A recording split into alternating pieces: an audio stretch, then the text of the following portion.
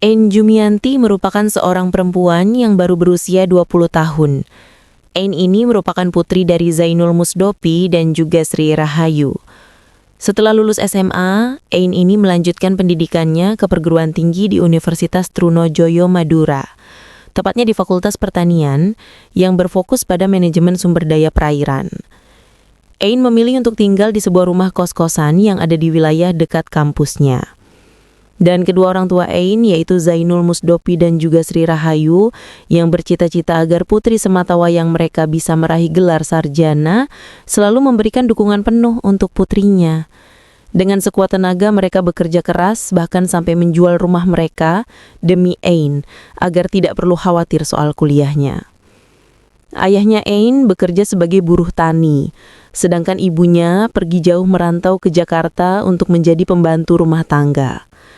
Semenjak Ain berkuliah, ayahnya yaitu Zainal Musdopi jadi lebih rajin bekerja, bahkan sebagian besar dari penghasilannya diberikan kepada putrinya tersebut. Misal kalau dalam seminggu ayahnya menerima uang Rp500.000, maka Zainal hanya akan mengambil Rp100.000 saja. Lalu sisanya dia berikan kepada putrinya dengan harapan putrinya tidak kekurangan biaya dan ongkos selama dia berkuliah.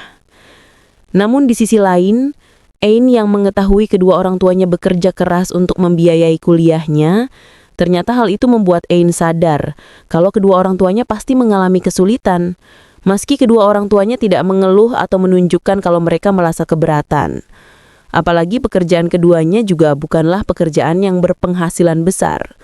Oleh karena itu, selain kuliah, Ain juga bekerja sebagai penjaga warung kopi di Jalan Halim Perdana Kusuma, Kelurahan Melajah, Kota Bangkalan. Dengan tujuan supaya Ain bisa membantu meringankan beban kedua orang tuanya, atau jika dalam perkuliahannya tiba-tiba ada biaya tambahan, maka Ain bisa memenuhinya sendiri tanpa meminta bantuan dari orang lain. Dan hebatnya, Ain ternyata mampu memanage waktunya dengan baik, mana waktu bekerja dan mana waktu belajar. Bahkan di lingkungan kampusnya, Ain dikenal cukup pendiam dan cukup berhati-hati dalam bersikap ataupun bertindak yang memicu keonaran. Namun kehidupan Ain yang awalnya penuh ambisi untuk meraih cita-citanya, seketika semuanya berubah drastis setelah Ain mulai berpacaran dengan seorang pria yang bernama Muhammad Maulidi Al-Ishaq atau yang biasa dipanggil Walid. Usianya Walid ini hanya setahun lebih tua dari Ain, yaitu 21 tahun. Diketahui Walid ini merupakan warga Dusun Beserok, Desa Lantek Timur, Kecamatan Galis. Walid juga merupakan seorang mahasiswa perguruan tinggi ilmu tarbiyah Al-Ibrahimi, Kabupaten Bangkalan, dan saat itu Walid tengah menempuh pendidikannya di semester 7 dalam program studi pendidikan agama Islam. Selama mereka menjalin hubungan sebagai sepasang kekasih, keduanya bisa dikatakan sangatlah bucin. Mereka kerap menghabiskan waktu bersama, bahkan keduanya juga sampai melakukan hubungan terlarang, yaitu hubungan badan. Dan tanpa mereka sadari, perbuatan keduanya sampai kebablasan. Karena Ain di saat itu tengah mengandung anak dari Walid dan tanpa mereka sadari juga, ternyata usia kandungannya sudah berusia 2 bulan.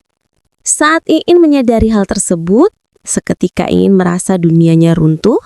Ain merasa dirinya sudah mengecewakan kedua orang tuanya yang sudah berjuang keras demi masa depannya yang kelak ingin melihat dia menjadi sarjana dan orang sukses. Di dalam kesedihan dan penyesalannya, kemudian Ain pun memberitahukan kabar kehamilannya itu kepada Walid, berharap jika kekasihnya tersebut mau bertanggung jawab. Namun ternyata harapan dari Ain itu ditolak oleh kekasihnya ketika kekasihnya mendengar bahwa Ain sedang mengandung anaknya. Sedangkan Ain yang mendengar kabar penolakan tersebut, dia merasakan kecewa terhadap Walid. Dan parahnya Walid malah menuduh Ain dan curiga bahwa anak yang dikandung oleh Ain bukanlah anak kandungnya, melainkan anak dari hasil perselingkuhan Ain dengan pria lain. Namun di sisi lain, di dalam hatinya Walid benar-benar merasa panik setelah mengetahui kabar mengenai Ain yang sedang mengandung anaknya. Dan di dalam kepanikannya tersebut, terbesitlah suatu jalan keluar dari pikirannya yang sudah buntu, yaitu dia ingin menghabisi saja nyawa pacarnya tersebut. Kemudian Walid mulai merencanakan aksi kejinya tersebut dengan rencana kalau dia ingin membawa Ain ke tempat sepi. dengan mengajaknya pergi mencari dukun pijat untuk menggugurkan kandungannya. Selain itu, Walid juga menyiapkan senjata tajam berupa calok sepanjang 50 cm sebagai alat untuk menghabisi nyawa kekasihnya itu. Lalu singkatnya pada hari Sabtu tanggal 30 November tahun 2024 sekitar pukul 6 pagi, Walid di saat itu menghubungi Iin untuk mengajaknya bertemu. Namun di saat itu rupanya Iin sedang ada praktik pengalaman lapangan sehingga Walid harus mengurungkan niatnya. Namun meskipun begitu, di hari berikutnya tepat di hari Minggu tanggal 1 Desember tahun 2024, Walid kembali menghubungi Iin untuk kembali mengajaknya. Dan di saat itu Iin menerima ajakannya. Lalu kemudian En berangkat dengan menggunakan motor Honda Scoopy-nya untuk menemui Walid, dan setelah sampai, di saat itu Walid mengajak En untuk mengantarnya pindah kos ke Kelurahan Bancaran Bangkalan, dan setelah selesai mereka pun istirahat sambil ngobrol-ngobrol, dan dalam obrolan tersebut, kemudian Walid mengajak En untuk pergi mencari dukun pijat dan meminta En untuk menggugurkan kandungannya saja. Rencananya En akan diajak ke dukun pijat yang ada di Desa Lantek Barat, Kecamatan Galis. Awalnya En ragu dan takut, namun berkat bujukan Walid, akhirnya En pun menyetujui ajakan dari Walid.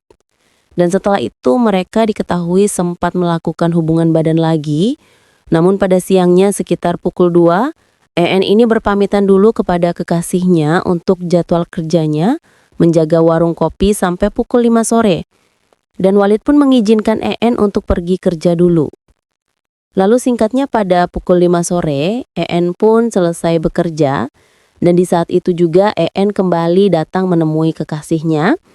Lalu setelah itu, berangkatlah mereka ke lokasi dukun urut yang berada di Desa Lantek Barat, Kecamatan Galis. Saat itu mereka berangkat menggunakan sepeda motor milik En, namun di tengah perjalanan keduanya tiba-tiba cekcok. Dan itu disebabkan karena En merasa ragu untuk menggugurkan kandungannya tersebut. Dan dia ingin melanjutkan saja dan melahirkan anak yang dia kandung. Namun Walid yang sudah kepalang panik dan ingin lepas tanggung jawab, tentu saja dia tidak setuju, sehingga Walid jadi sangat emosi dengan keputusan En. Sehingga di sepanjang jalan mereka terus beradu mulut sampai En yang kesal tiba-tiba mengeluarkan kalimat ancaman dengan berkata kalau En akan melaporkan ke pihak berwajib atau ke pihak kampus jika Walid tidak mau bertanggung jawab. Walid yang diancam akan dilaporkan lantas semakin gelisah dan panik. Di dalam dirinya dia semakin kalang kabut dan tidak bisa berpikir jernih. Emosinya juga semakin mendidih hingga akhirnya Walid pun gelap mata dan benar-benar tidak tahan untuk melakukan tindakan nekat terhadap En. Lalu di tengah perjalanan tiba-tiba Walid menghentikan laju motornya tepat di sebuah gudang pemotongan kayu yang sudah tidak terpakai. Dengan hati yang emosi, Walid pun mengeluarkan calok yang sudah dia bawa. Kemudian calok tersebut diayunkan ke arah kepala En. Kemudian En yang menyadari kalau dia akan diserang, En pun mencoba menepis untuk melindungi kepalanya, sehingga menyebabkan salah satu jarinya, yaitu jari manisnya, seketika putus akibat terkena tebasan tersebut. En yang berteriak kesakitan dan dia melihat jarinya yang putus, dia pun syok, kemudian dia pun terjatuh. Melihat En yang terjatuh, Walid pun menggunakan kesempatan tersebut untuk menyerang En, dan tanpa berpikir panjang, Walid pun menggorok leher kekasihnya tersebut, sampai pada akhirnya En pun tidak bernyawa lagi. Kemudian setelah itu, Walid pun menyeret tubuh En ke gudang bekas potong kayu yang sudah tidak dipakai tersebut. Kemudian dia menutupi tubuh En dengan menggunakan sarung. Kemudian Walid pun pergi untuk membeli air mineral dan meninggalkan jasad En di tempat tersebut. Namun gilanya setelah isi botol air tersebut dihabiskan, Walid pun kemudian membeli bensin yang dia isi ke dalam botol tersebut. Dia membeli bensin itu tidak jauh dari lokasi dia menghabisi En. Setelah dia membeli bensin, Walid pun kembali ke tempat jasad En berada, dan tanpa penyesalan Walid pun langsung menyiramkan bensin di dalam botol tersebut ke sarung yang menutupi jasad En dan kemudian membakarnya.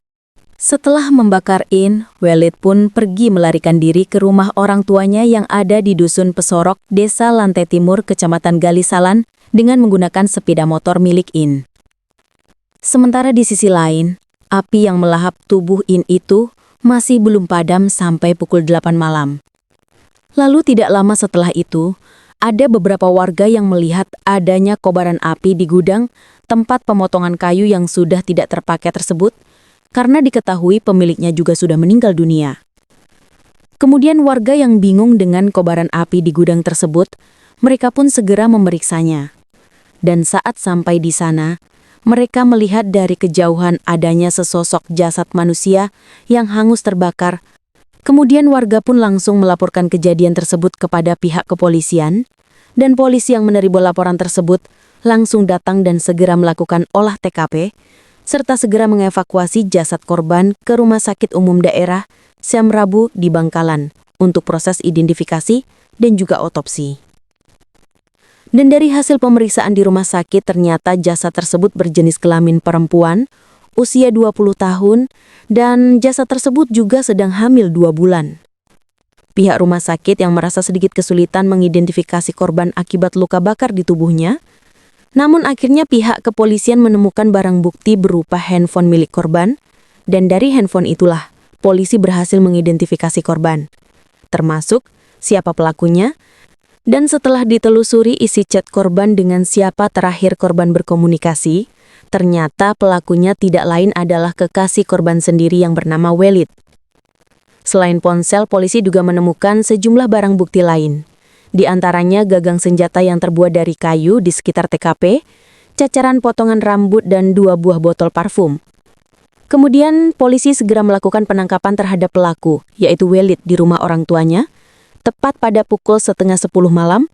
Kemudian Walid langsung diamankan untuk diperiksa dan dimintai keterangan lebih lanjut. Dan setelah diinterogasi dengan serta barang bukti yang ada, Walid pun mengakui jika dirinya lah yang membuat In meninggal dunia.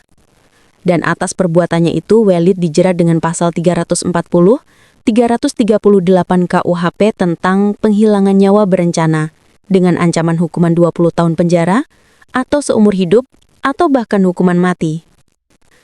Sementara itu, pihak kepolisian juga telah memberitahukan kabar duka tersebut kepada keluarga In.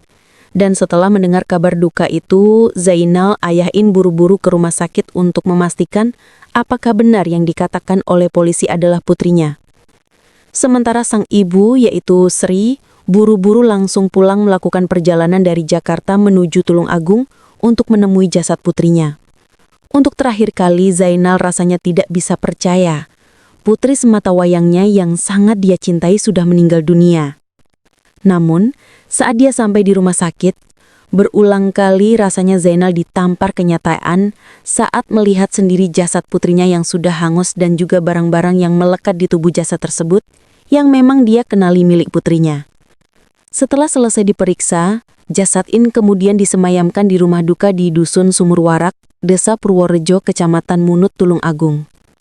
Setelah disemayamkan di rumah duka, jenazah In disalatkan dan dilakukan doa bersama oleh keluarga serta warga setempat, sebelum akhirnya dimakamkan di pemakaman Pati Desa Purworejo pada Selasa pagi. Namun penyesalan yang dialami oleh Sri, sang ibu, yang sampai jasad In dimakamkan, Sri masih berada di dalam perjalanan di Jakarta. Kepergian In meninggalkan duka mendalam bagi keluarga, terutama di hati 2 orang tuanya, yang harus kehilangan putri sematawayang mereka yang sudah mereka perjuangkan selama ini.